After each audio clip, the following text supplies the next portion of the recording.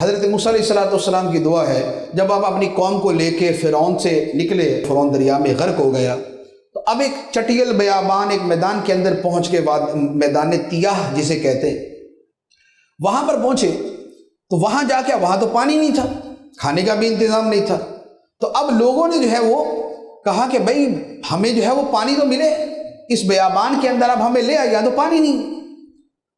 تو حضرت موسیٰ علیہ السلام نے دعا کی۔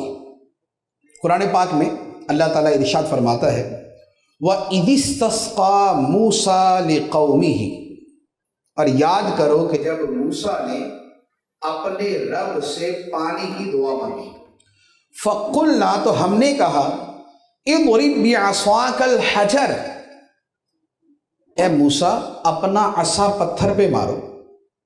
موسیٰ علیہ السلام نے اپنا عصا، اپنی لاٹھی پتھر پہ ماری۔